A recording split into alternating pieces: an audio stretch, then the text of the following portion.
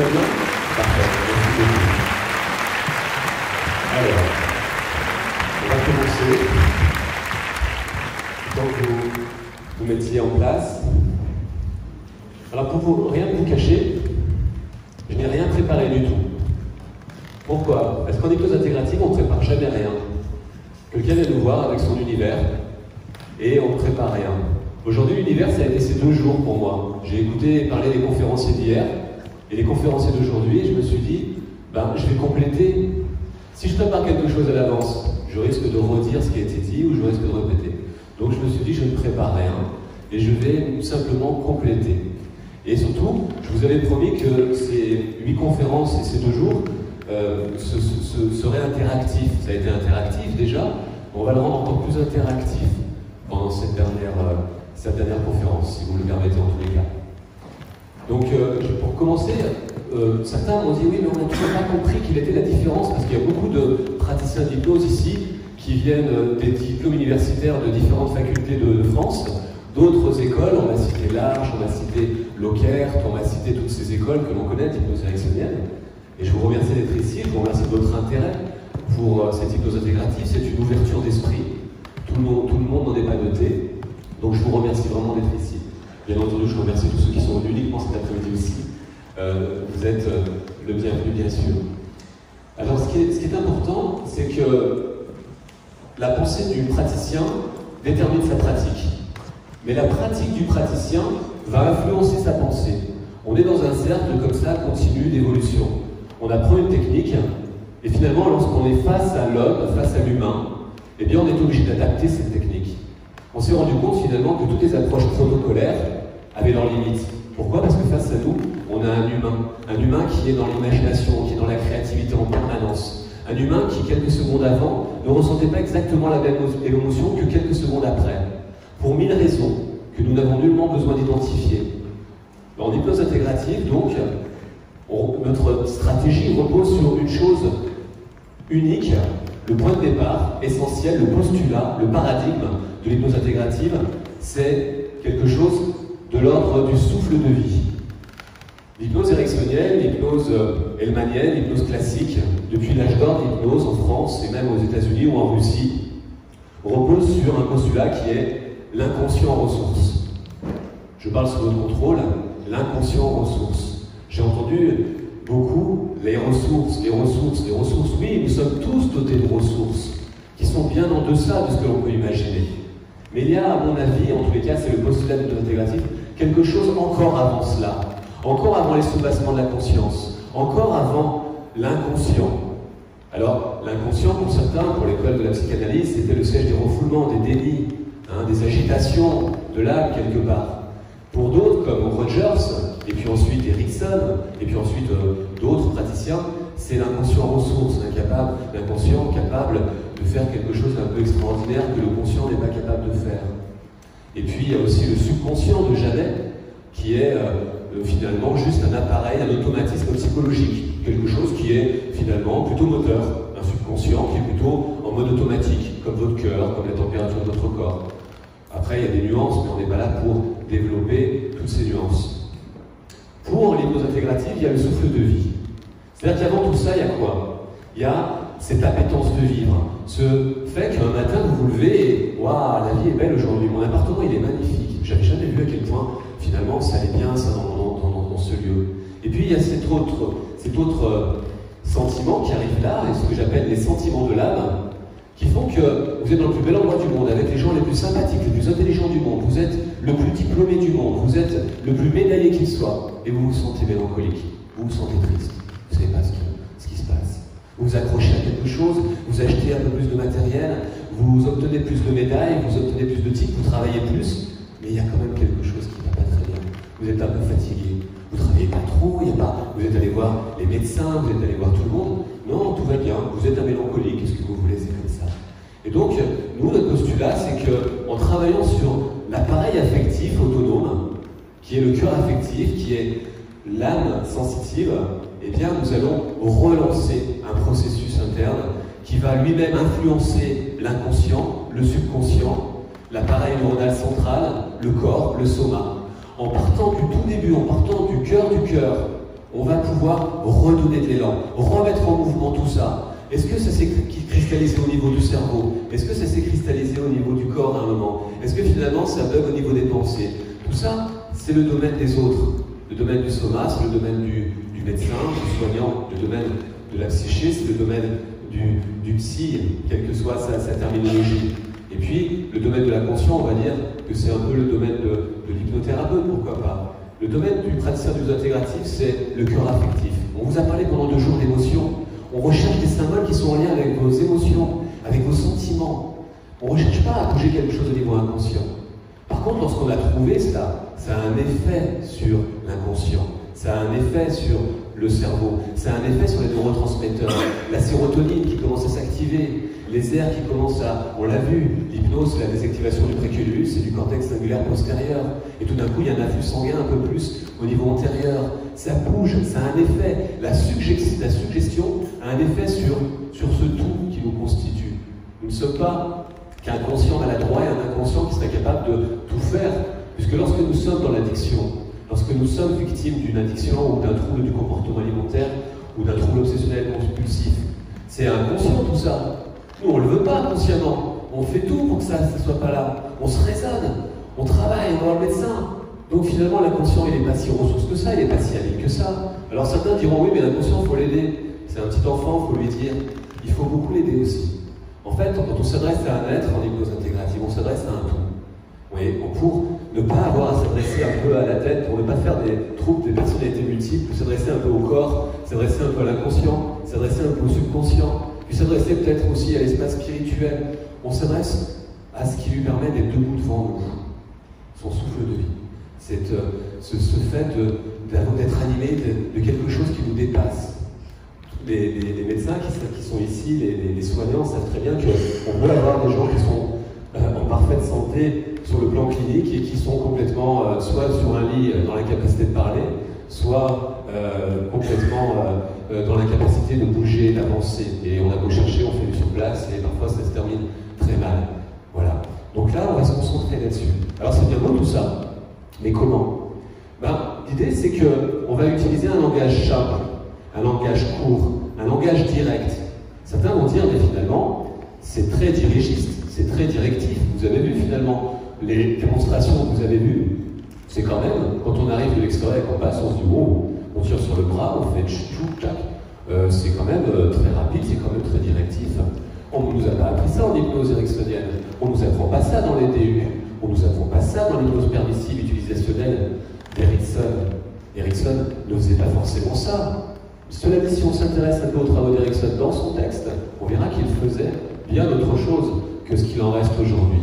Et d'ailleurs, Erickson défendait son approche comme athéorique. On l'a théorisé, ma foi. C'est une chose, c'est très utile à certaines personnes, mais la permissivité n'est pas forcément la clé du changement, comme voudraient nous le faire croire beaucoup d'approches depuis 40 ans. C'est une des clés, elle est louable, elle est efficace, elle fonctionne bien, et bravo à tous ceux qui la pratiquent tous les jours avec des résultats spectaculaires. Mais il n'y a pas qu'une clé, il y a plusieurs clés. Si on n'a qu'un marteau dans sa boîte à outils, vous connaissez tous cette allégorie, et on a tendance à voir des clous de partout. Et là, il se trouve qu'on va plutôt s'intéresser à ce souffle de vie. Et alors, comment on va l'activer? En appauvrissant notre langage. On se rend compte, dans toutes les démonstrations que vous avez vues là, que moins on va ajouter de choses dans notre discours, plus on laisse de la place à notre sujet. Encore faut-il que cette place soit claire pour notre sujet. D'où cette petite interview préliminaire qui permet de savoir où va aller son sujet. Mais non pas en termes de contexte. Je veux devenir chef d'entreprise. Je veux devenir président de la République. Je veux devenir directeur de cabinet. Je veux devenir aide-soignant. Je veux... Non. Comment voulez-vous vous sentir? Mais plutôt que d'employer cette phrase qui est quand même un peu compliquée, parce que les gens ont quand même du mal à nous répondre, on peut prendre un raccourci qui est « Ok, ça y est, vous êtes directeur de cabinet. Qu'est-ce que ça vous apporte en termes de sentiments, en termes d'émotions ?» On va obtenir des clés qui vont nous permettre de travailler là-dessus. Et on se rend compte souvent, quand on a bien travaillé sur ces clés émotionnelles, quand la personne observe ce qu'elle voulait, elle se rend compte que ce n'est pas du tout ce qu'elle voulait. C'est pour ça qu'il y a beaucoup de gens qui passent leur temps à courir à travers des chimères. Lorsque je serai à la retraite, je serai plus heureux. Lorsque je serai directeur de cabinet, ma vie changera. Lorsque j'aurai ma piscine dans le jardin, ma famille se réunira autour de la piscine. Lorsque si je me dis, pourquoi je veux une piscine dans mon jardin? Dans l'hypnose, tout d'un coup, je vis ça. Je vais me rendre compte que cette piscine ne sera pas la solution de mon problème. On est complètement à contre-pied des approches solutionnistes. Certains nous disent parfois, oui, mais finalement, l'approche orientée résultat, c'est un peu l'approche solutionniste. Non, il y a une grande différence. L'approche solutionniste, c'est faire émerger une solution qui suffirait plutôt au niveau des contextes. En bougeant les contextes, c'est l'approche systémique. On va s'imaginer que la personne devant s'adapter à son environnement va devoir forcément par répercussion s'adapter émotionnellement, psychologiquement et comportementalement. C'est une approche solutionniste, c'est du constructivisme.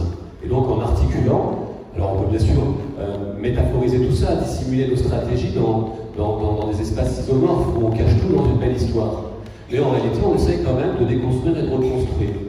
Nous, la seule chose qu'on va faire, c'est sortir de ce que les gens attendent temporairement, pour les ramener à quelque chose de plus profond, de plus proche de leur âme sensitive. Ce que je veux ressentir, de quel sentiment je vais être animé. Et ça, on le retrouve dans les addictions à l'alcool, on le retrouve dans des troubles du comportement, on le retrouve dans différents troubles, quels qu'ils soient, l'addiction au tabac et dans d'autres choses, des troubles sexuels et d'autres phénomènes, ou simplement des pertes de repères existentiels. Pourquoi? Parce que les gens, à force de courir à travers des images de la réussite, ou de leur idée de ce que pourrait être leur réussite en ce lieu, eh bien, ils vont s'intéresser à ce qu'ils ressentent. Et tout d'un coup, ils vont regarder, ils se réunifient, ils se rassemblent, ils se retrouvent, ils peuvent regarder enfin, avec un regard nouveau, ce qu'ils peuvent faire, ce qu'ils peuvent être dans ce système. Donc ça, c'est une des premières différences. On les oriente résultats. Dans l'approche solutionniste, ça doit être le champ des thérapies brèves qui a été vraiment opposé à l'approche psychanalytique. Au départ, il y a eu vraiment ce conflit entre plutôt les analystes qui pensaient qu'il fallait absolument trouver les causes de la détresse, et puis les thérapies brèves, l'école de Palo Alto, Matheson et autres, qui disaient mais non, on n'a pas besoin de connaître les causes, et même si on les connaît, on peut finalement juste bouger le système, et en bougeant le système, on va changer la personne qui va s'adapter à ce système. Alors, il existe une autre façon de faire. On va bouger au niveau émotionnel. Et comment on fait? Parce que finalement tout le monde travaille sur les émotions. C'est pas nouveau ce que je vous dis, ça fait plus de 3000 ans que la médecine chinoise fait le lien entre certaines maladies et les émotions. Aujourd'hui, l'épigénétique nous prouve que l'émotion a un réel pouvoir sur le génome. Donc l'émotion est plus puissante que l'hérédité. C'est une révolution au niveau scientifique, il le prouve aujourd'hui. C'est reconnu, c'est de plus en plus en tous les cas l'objet d'études. Donc finalement, on prend ces raccourcis pour aller se rapprocher le plus de l'émotion, parce que la personne fait plus que ce qu'on pourrait faire en 10, 15, 20, 30 séances, toute seule, dans le silence d'elle-même, en répétant des symboles qui sont juste le cap dans cet espace transitionnel de liberté qu'est l'hypnose. Je suis en transe, j'entends ces mots qui sont répétés, qui sont détenteurs d'un univers que je ne pourrais jamais expliquer en 3 encyclopédies. Parce que c'est intime, parce que c'est subjectif, parce que c'est même pas encore tout à fait clair au niveau de ma conscience. Parce que c'est quelque chose qui est en cours. C'est un processus qui est en cours. Et en agissant comme ça, on considère, en tous les cas c'est la pensée du praticien d'hypnose intégrative, qu'on réactive des phénomènes innés qui sont la résilience. La résilience n'est pas un apprentissage. La résilience n'est pas quelque chose d'intellectuel, n'est pas une invention, n'est pas, même si Maurice Cyrulnik nous en parle extrêmement bien et d'autres, c'est formidable la résilience. Mais tant que c'est dans la tête, ça ne marche pas. La résilience, c'est quelque chose qui nous habite tous et qui à un moment donné dysfonctionne. On peut traverser des choses absolument terribles dans notre vie. J'ai accompagné des gens qui ont vécu des actes de guerre, des actes de terrorisme et qui étaient finalement plutôt bien par rapport à ça, qui avaient transcendé ça, qui avaient résilié ça tout seul. Et puis d'autres qui avaient vécu une bousculade dans un ascenseur et qui 10 ans après étaient encore sous le coup de cette émotion. Il n'y a pas d'échelle de souffrance. Donc on se dit, tiens, si finalement cette personne vient me voir pour ça, c'est qu'il y a eu un petit blocage au niveau résilience. Et pour réactiver ça, on va travailler sur le souffle de vie. Alors il y a plein de façons de faire. Je vais vous en montrer quelques-unes, on a plein d'outils. Je vais juste revenir sur la forme d'hypnose pour les ericksoniens qui sont ici. L'hypnose ericksonienne, ça repose, ou l'hypnose qu'on apprend dans les DU, repose sur le Milton Model. Je parle sous votre contrôle, le langage indirect. Je ne sais pas à quel moment vous allez découvrir que finalement il y avait une belle ressource à l'intérieur de vous, ni même à quel moment vous allez situer cette ressource précisément à un endroit de votre corps. Et même si cette ressource est plus importante en haut qu'en bas, je ne sais pas, peut-être ou peut-être pas, que maintenant, ou dans un instant, vos paupières vont être lourdes, moins lourdes. Ça, c'est ericksonien. Ou en tous les cas, on a tous une façon de faire ericksonien, mais c'est très indirect. Il y en a qui le font extrêmement bien, il y en a qui le font à leur façon. Moi, j'ai décidé de ne plus le faire du tout il y a plus de 10 ans, parce que j'ai trouvé ça super intéressant à un moment de ma vie, mais je me suis dit qu'on pouvait faire plus court. Et surtout, j'ai été contacté par des médecins, des soignants. Jamais je me suis dit, tiens Jérôme, aujourd'hui tu vas changer les trucs, on va changer l'hypnose. J'ai été contacté par des soignants, des médecins, des gens qui n'ont pas beaucoup de temps devant eux et qui veulent vraiment aider les autres.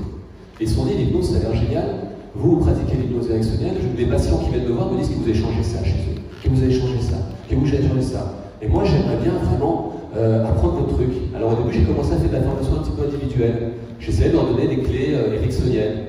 Et ils me disaient, ouais, c'est trop long, c'est trop chronophage, j'ai pas le temps. Je veux le faire, mais j'ai pas le temps. Ou alors ils faisaient des heures supplémentaires, ils faisaient leurs 40 actes de consultation jour, et puis ils ouvraient 2 heures plus tard, donc ils s'épuisaient. Et je me suis dit, on peut aller beaucoup plus vite que ça. Donc je me suis rendu au travail, et j'ai travaillé beaucoup trop. Et je me suis rendu compte qu'on pouvait prendre des raccourcis. Et que ces raccourcis, plutôt que d'enlever quelque chose à la relation humaine, à l'alliance thérapeutique ou à l'alliance hypnogène, comme je l'appelle, ça ajoutait. Parce que ça donnait plus d'espace au sujet. Le sujet arrivait, et là on lui disait, alors monsieur c'est où, tac, ok, on regarde un petit peu la montre, très bien, bah allez-y, j'aurais voulu vraiment, on verra ça plus tard. On laisse peu de temps finalement dans notre société à la personne humaine. On lui laisse le temps de parler, on lui laisse le temps rapidement de dire des choses sur les forums, on lui laisse le temps, là sur les forums, oui, ils ont un peu plus de temps.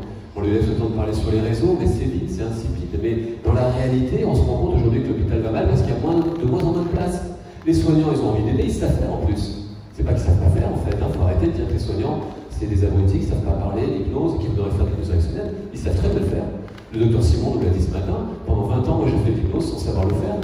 Jamais j'ai fait des actes délicats voilà, à des enfants, et ça se passait très bien, ils étaient super contents, ils avaient le sourire, je savais pas que je faisais de l'hypnose. Donc ils savent le faire, mais c'est le temps. Et du coup là, en hypnose intégrative, en appauvrissant notre langage, en arrêtant avec des suggestions trop longues, avec des métaphores extrêmement longues, qui peuvent durer 1 heure, 1 heure et demie des séances, on va raccourcir les temps. On va avoir un temps bien sûr pour la découverte, que voulez-vous, qu'attendez-vous, racontez-moi un petit peu le contexte. Et ensuite on va avoir le temps de l'action. Et là on va travailler vraiment sur les sentiments, les affects, les symboles.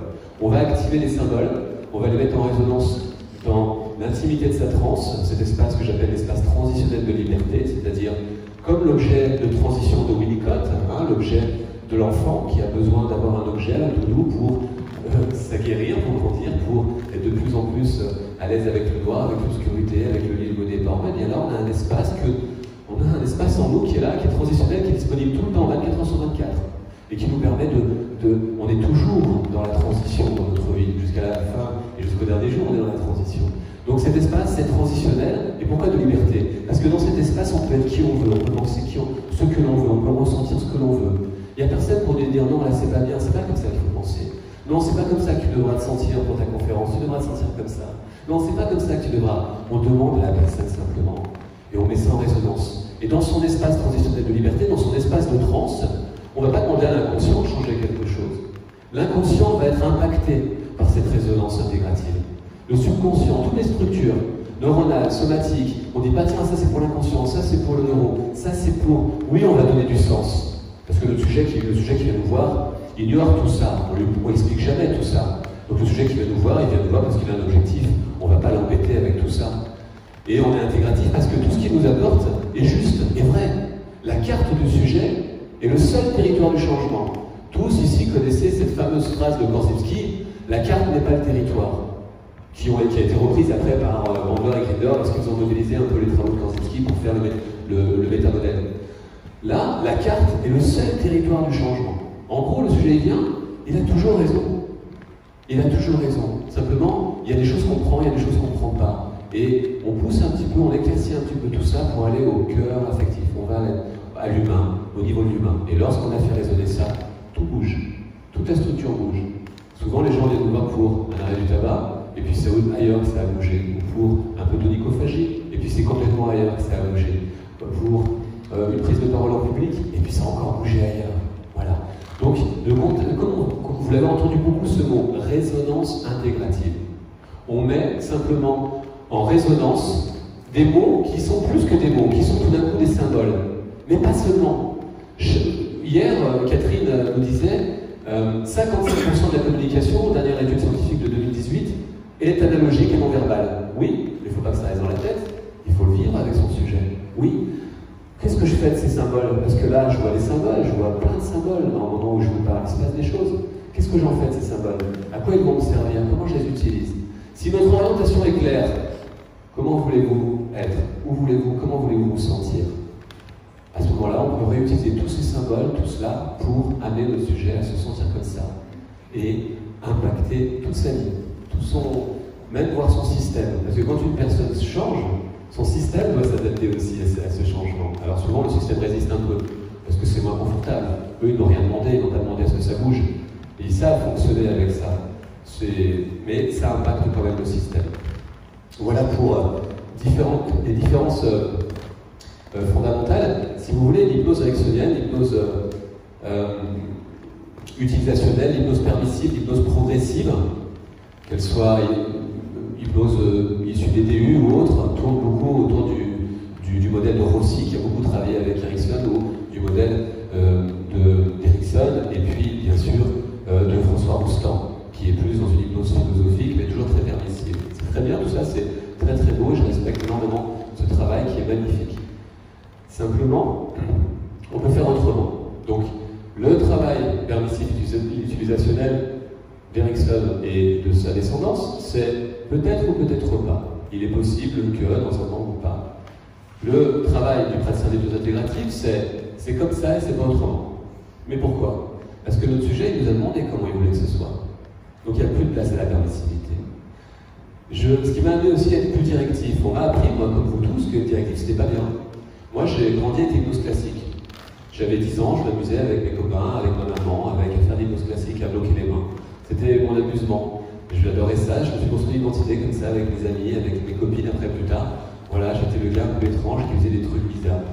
Et puis, je suis rentré dans la relation d'aide, là on m'a dit non mais attention, il ne faut pas être directif en relation d'aide. Moi j'ai adoré les travaux de Rogers, Carl Rogers, l'approche centrée sur la personne, j'ai adoré ça, ça m'a plu vraiment cette psychologie humaniste, et j'adhère complètement à ça. Mais je pense que c'est une erreur de dire que être humaniste, c'est être permissif, et que ne pas être permissif, c'est ne plus être humaniste. On peut être humaniste et directif. Et je pense que c'est ça que vous allez vérifier aussi là, dans une des démonstrations que je vais faire. Je pense qu'on peut être même encore plus humaniste sans finalement cette permissivité, à condition que notre sujet soit toujours en accord avec ce qu'on va faire. C'est-à-dire que vous avez entendu beaucoup aussi co-création. On co-crée avec notre sujet une séance d'hypnose. On va recueillir des éléments, on va recueillir des symboles, de là va naître une hypothèse. Mais cette hypothèse, on va la présenter à notre sujet. Est-ce que c'est valable ça pour vous? Si ce n'est pas l'hypothèse du sujet encore. Et si le sujet donne sens à cette hypothèse, on l'emprunte. C'est-à-dire qu'on va emprunter cette voie du changement. S'il dit ah non, pas du tout, on ne l'emprunte pas, c'est pas le moment, on va ailleurs, on va travailler différemment, on lâche cette hypothèse. Voilà pour ça. Du coup, j'ai pris donc quelques notes il y a 10 minutes. Les attentes du sujet aussi. Alors, attention, ce matin on a vu dans le jeu de questions, voilà, Maël disait, moi dans ma pratique de la famille libérale, j'étais assez étonné de voir finalement une femme démente et qui souffrait d'Alzheimer finir ce repas aussi rapidement et puis finalement forcément reprendre un petit peu de vitalité, hein, j'imagine. Et puis une autre question est arrivée à un moment donné, forcément un monsieur dit mais jusqu'où on peut aller avec l'hypnose? Est-ce que finalement je peux aider ma maman qui a elle-même Alzheimer? Quand les gens viennent nous voir, c'est bien aussi de savoir un petit peu, non pas fixer un objectif, mais de savoir que lorsque une dame, par exemple, qui souffrirait de démence, attend quelque chose de l'hypnose, de vérifier qu'elle est bien dans le parcours déjà santé, et que tout est en place, mais surtout, ne pas lui dire, ben voilà, je vais vous guérir de cette maladie. Hein, parce qu'on peut faire mieux que ça, on peut la mettre en disposition de mieux vivre, ça, d'aller voir son médecin d'une autre façon. L'idée, c'est en travaillant sur ses affects, sur ses sentiments, on va pouvoir travailler sur quelque chose qui n'est pas contextuel, mais qui n'est pas de l'ordre de l'utopie, du syndrome de l'utopie. Ça y est, je vais devenir, tout d'un coup, je vais être complètement guéri, ou tout d'un coup, j'ai 90 de faire un marathon, il y a un moment donné où on doit être aussi en accord avec ses possibilités, en accord avec son corps. Mais ce n'est pas nous qui faisons ce choix-là, c'est le sujet. Voilà pour ça. Alors tout est symbole, vous allez voir que même des souffles, parfois vous avez des sujets qui viennent nous voir et qui disent « Ah, moi, je voudrais... » Ils vous parlent beaucoup comme ça, en gestuelle, en métaphore, hein, je devrais sourire. En ostéopathie, beaucoup aussi, les gens qui sont encore souvent « J'ai besoin de les adultes qui ont du mal à mettre des choses en mots. » Pourquoi alors on va prendre ça, on va le mettre en résonance. Ok, vous voulez être... Ok, très bien. Alors déjà, fermez les yeux, vivez ce... Et dites-moi ce que vous ressentez. On va les faire passer d'un mode de communication à un autre, sans leur imposer, finalement, un mode en particulier. Mais je vais vous le montrer, ça. Je vais vous le montrer. Voilà déjà pour les premiers postulats. Alors, vous parlez d'hypnose intégrative dans son entièreté, ce serait 15 jours, 3 semaines, c'est les formations de May à l'Institut. Mais là, je voudrais vous donner les différences fondamentales. Au niveau du cerveau, c'est pareil, on va poser cette question-là aussi. Quand on fait de l'hypnose de la vie quotidienne, l'hypnose catalysée par la transe, et l'hypnose catalysée par Hypnovel ou d'autres hypnotiques sont les mêmes. Si vous mettez une personne au PET scan, on voit que ça repose sur aucune organisation neuronale stéréotypée, mais qu'on a plutôt un afflux sanguin ici, des activations du précumulus là, et puis des activations plutôt du cortex cingulaire postérieur. On va voir aussi qu'au niveau des ondes électroencéphalographes, on est plutôt dans la portée alpha, 8-13 Hz, même s'il y a des sujets qui ont tendance à aller plus dans le sommeil paradoxal, avec l'hypnose flash, parce qu'on approfondit, et que sur une séance d'une demi-heure, on va loin, souvent les sujets sont sortis du temps, se disent tiens, ah ben j'avais l'impression que ça allait durer tant de temps, et voilà, ça vous connaissez tous ça très bien. Donc on est sur les mêmes schémas au niveau neuronal, au niveau des effets. Toute hypnose a sensiblement les mêmes effets. Il n'y en a pas une qui est plus puissante que l'autre. C'est simplement les stratégies qui changent. Hein. Voilà. Alors, je vais faire une toute petite pause. Des questions, des réactions déjà, ou alors peut-être des ajustements. Quelqu'un a une question ou une demande de précision par rapport à ce que je vous propose là tout de suite? Une réaction? Une question? Non, j'en vois pas. Pas de question? D'accord. Tout est clair. On a dit pour les érectionniens, ceux qui sont dans le diplôme universitaire, dans la permissivité, la directivité, c'est quelque chose avec laquelle vous êtes... ça va? Ça vous parle? Oui? Bon, d'accord, très bien. Et quelqu'un veut-il venir visiter une expérience de... Allez madame, soyez la bienvenue. On va vous expliquer d'un micro, comme ça on entendra ce que vous dites. Je vais vous montrer plusieurs choses.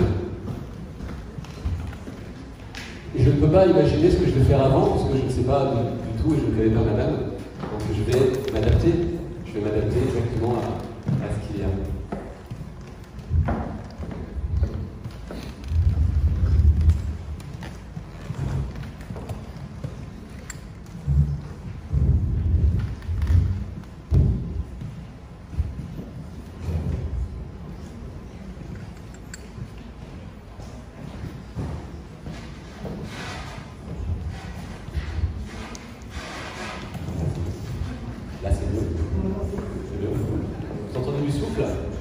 Il faut vous plaindre quand quelque chose ne va pas.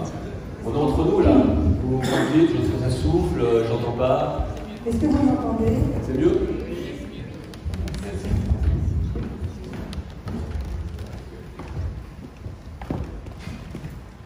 Formidable. Donc vous m'entendez bien, ça va bien.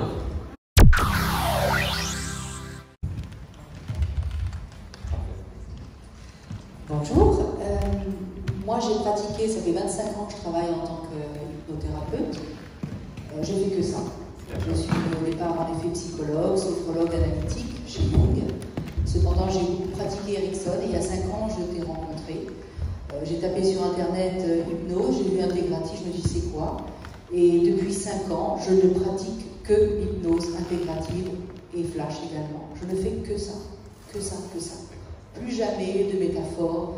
Et j'ai senti, comme May l'a dit tout à l'heure, il y a un effet de repos du thérapeute, du moins de l'hypnothérapeute. Moi je dis thérapeute parce que comme je suis psycho et je reçois dans des espaces un peu différents, donc il y a des choses où des fois on va en flash, en effet, parce que c'est important. Je travaille essentiellement en douleur, je suis spécialisée en douleur chronique.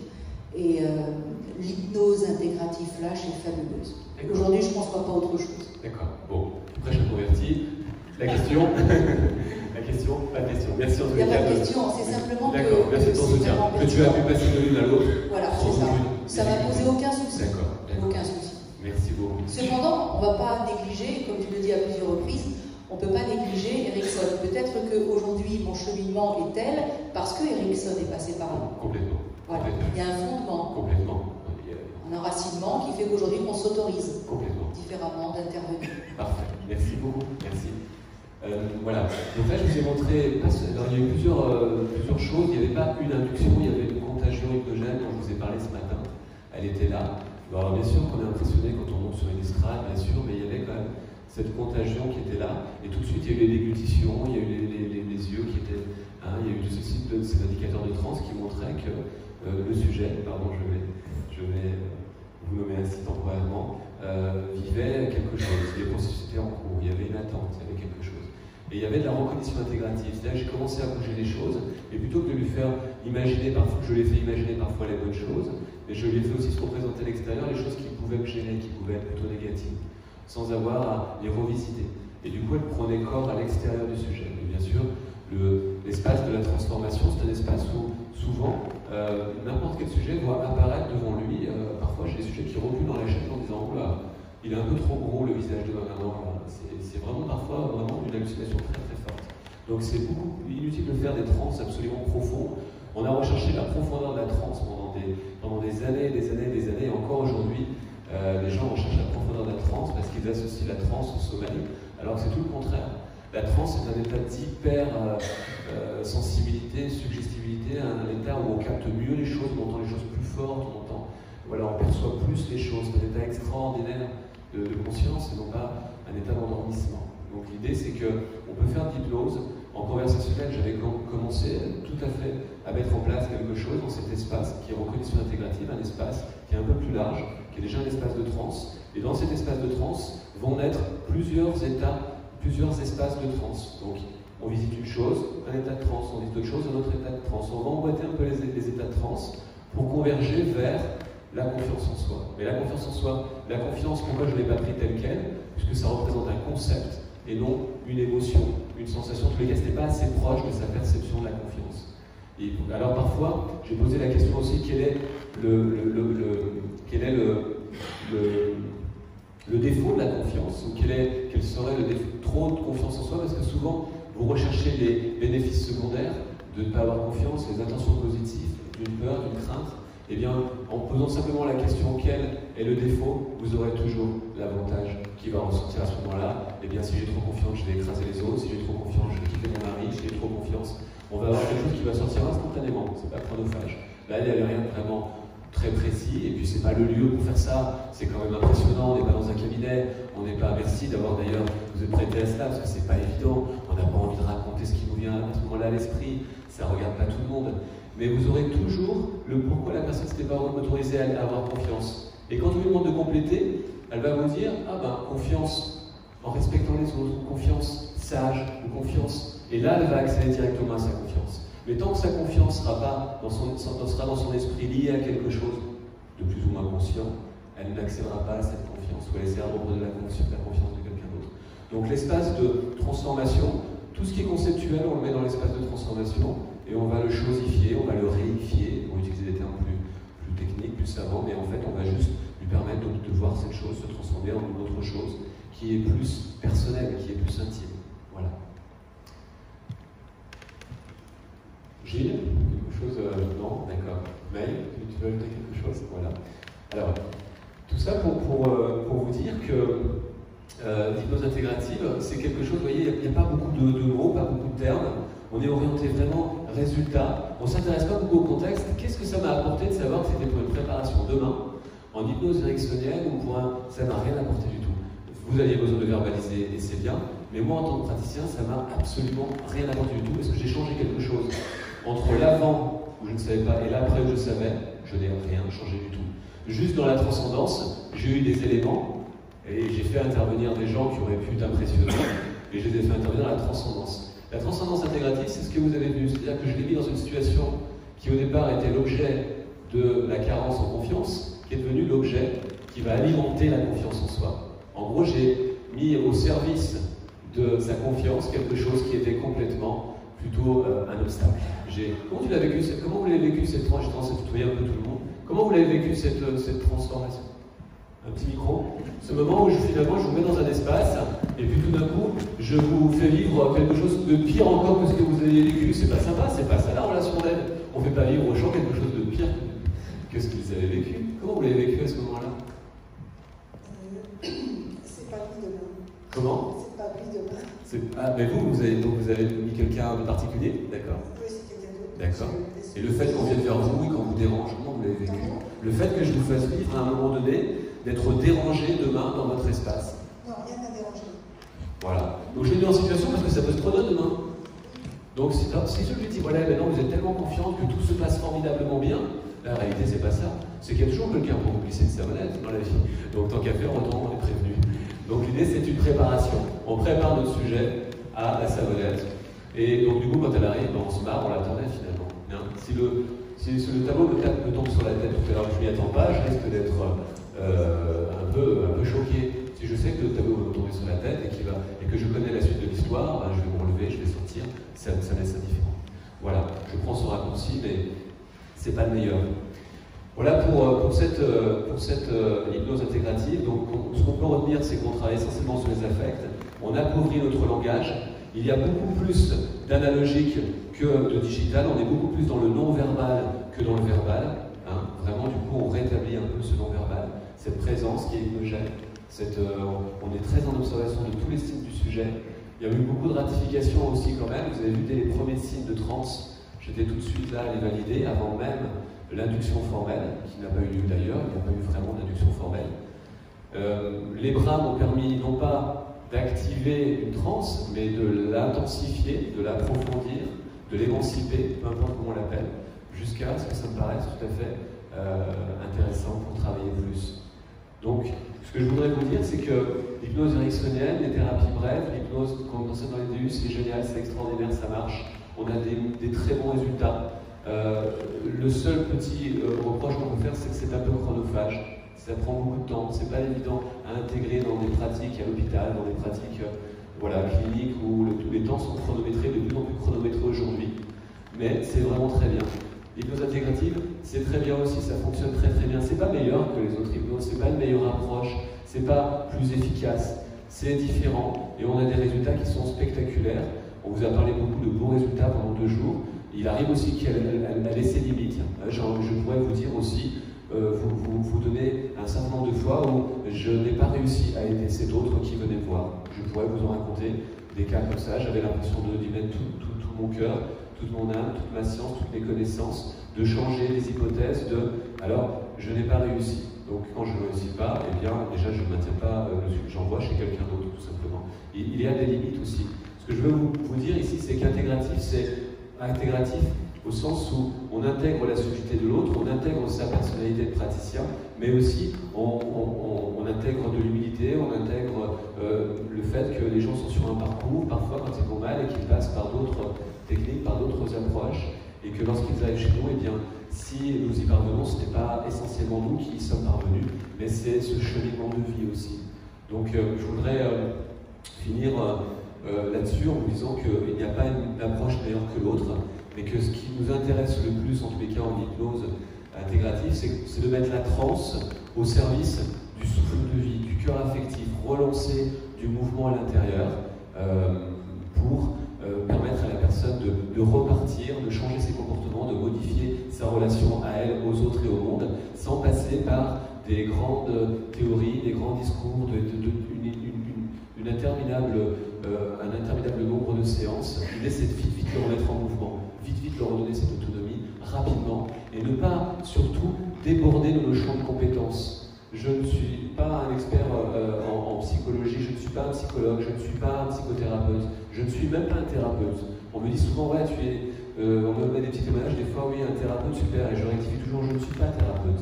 Et je refuse d'être thérapeute et je ne veux pas être thérapeute. Il y a une vingtaine d'années, on m'a donné un titre d'hypnothérapeute, et il y a une vingtaine d'années, on m'a dit, et voilà, on parlait d'hypnothérapeute. Aujourd'hui, je refuse d'être appelé hypnothérapeute parce que pour moi, le thérapeute, c'est le code de santé. C'est un thérapeute, eh bien, c'est quelqu'un qui est médical, paramédical. On doit se distinguer, ça ne fait pas de nos approches, des approches qui sont moins bien hautes, mais on doit se distinguer. Au contraire, je pense, en tous les cas, c'est ce que j'ai écrit dans les dessous d'hypnose en France, et ce qui a été un petit peu développé hier par certains intervenants, c'est qu'on peut faire toutes sortes. À partir du moment où on y met tout son cœur, toute son âme pour aider l'autre, eh bien, ça risque fortement de fonctionner. Mais il faut savoir ne pas coller l'étiquette là-dessus. Il faut savoir que l'étiquette du thérapeute est quand même quelque chose qui appartient à un domaine qui est légiféré, et que si demain vous collez l'étiquette du thérapeute parce que tout le monde le fait, il y a 32 000 thérapeutes en France qui ne sont pas professionnels de santé ou qui ne sont pas assimilés comme tels ou qui n'ont pas de numéro à délit. S'ils sont poursuivis, ils sont condamnés. Vous êtes condamnés à tout coup. Parce que le terme de thérapeute est un terme quand même, sauf s'il a été bien sûr un petit peu néologisé, si je puis dire, s'il a été un petit peu... il y a des types de sophrothérapeutes aujourd'hui qui sont reconnus, c'est différent, c'est pas thérapeute, c'est un sophrothérapeute. Est-ce que tu es sophrothérapeute? Et tu pratiques l'hypnose aussi? Tu es hypnothérapeute? D'accord, tu es quoi? Praticien d'hypnose intégrative. Voilà. Pourquoi? Parce que hypnothérapeute, ça veut dire quoi? On met tout le monde dedans? Si je vais voir mon médecin demain qui pratique l'hypnose, il est hypnothérapeute, et si je vais voir demain Daniel qui pratique l'hypnose pour les sportifs de haut niveau ou autre, il est hypnothérapeute aussi? Moi je ne comprends plus rien. Vous faites la même chose, le même métier? Non. On pratique tous l'hypnose intégrative d'une façon bien spécifique. Je ne vais jamais déborder sur le champ de la psychologie. Et je renvoie, s'il le faut, au psychologue, je renvoie la personne spécialisée, au neuropsychiatre, je renvoie en tous les cas à la personne qui me paraît la plus compétente pour répondre à la demande du sujet. Mais moi, on est dans l'approche multimodale, dans la complémentarité. L'hypnose intégrative est une approche complémentaire qui porte ses fruits parce qu'elle est complémentaire. Si elle voulait, ou si elle tentait de se substituer au reste, elle devient une approche contre-productive et dangereuse. Donc, la complémentarité. Voilà. Est-ce que vous avez des questions avant que je vous dise merci et au revoir? Des questions? Des ajustements? Des remarques? Oui? Vous avez eu des échecs. Alors, l'échec, est-ce que c'est la première séance? Oui. C'est une... C'est ou est-ce que vous donnez la possibilité d'une deuxième séance? C'est une très bonne question que vous posez là. Dans la notion de... Alors, je ne sais pas si j'ai utilisé le terme échec, c'est possible? Peut-être. Je l'avais entendu, donc il est fort. J'ai peut-être utilisé ce terme-là. Il est vrai qu'en hypnose, on ne vient pas, en tant que praticien d'hypnose intégrative ou en tant que praticien d'hypnose, quelle que soit votre hypnose, on ne vient pas vous voir en première intention. C'est assez rare. Quoique ça a tendance à changer ces dernières années, puisqu'il y a une telle promotion de l'hypnose, mais on vient vous voir après un long parcours. Souvent avec cette idée qu'en hypnose, on va dire dormir le sommeil, tout est réglé, au revoir madame, tout est cette envie, cette dimension un peu magique qu'on pourrait tout régler en une séance. Pourquoi? Parce qu'on règle pas mal de choses en une séance. Le tabac, c'est assez facile. Les phobies, 6 minutes, 8 minutes, c'est déjà trop consacré de temps, une phobie. Pas toujours. En tous les cas, quand c'est une phobie simple, il n'y a pas derrière de choses très très compliquées, ça va assez vite. Mais il y a beaucoup de choses qui vous demandent plus de temps, des troubles du comportement alimentaire, des troubles obsessionnels compulsifs. En tous les cas, on ne les appelle pas comme ça, mais quand quelqu'un nous présente quelque chose qui ressemble à ça et qu'il a essayé tout un tas de choses, il va nous donner une chance de réussir, une deuxième, une troisième, après il va arrêter. Parce qu'il va se dire, c'est pas d'hypnose alors, si ça ne marche pas une fois, deux fois, trois fois. Donc c'est vrai qu'on pourrait réussir au bout de 4, 5, 6, mais on ne nous laisse pas beaucoup de temps. Donc moi, il m'arrive de passer des contrats avec certaines personnes en disant, voilà, vous vous engagez sur 6 séances, et là, je vais vous aider. Sinon, en dessous de 6, je suis incapable de le faire, et je vous envoie chez d'autres personnes, et je donne souvent des numéros de confrères qui veulent travailler beaucoup plus vite. Mais souvent, c'est le sujet qui se retire. Il dit, maintenant, ça ne marchera pas. Voilà. Ça répond à votre question? Oui. Merci. Merci. Une autre question?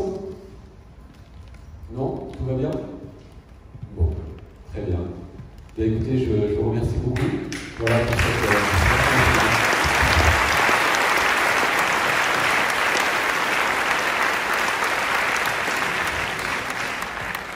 Ces 2 jours de conférence se terminent pour la majorité d'entre vous. Les praticiens d'hypnose intégrative et flash vont rester, on va faire l'intervention et la supervision. Je voulais vraiment vous remercier parce qu'on a eu vraiment un public, vous êtes venus déjà avec des intempéries, des conditions climatiques, des trains annulés, des avions annulés, vous êtes là. Et vraiment, je vous remercie encore, la bonne tenue de ce congrès a été rendue possible grâce à vous. On a 89 personnes empêchées aujourd'hui. à peu près la même chose hier. Vous êtes là aujourd'hui, vous êtes quand même suffisamment nombreux, donc un grand merci pour cela. Et puis un grand merci aux conférenciers. Vous avez vraiment été extraordinaires, je pense qu'on peut les remercier, ils ont fait de belles choses.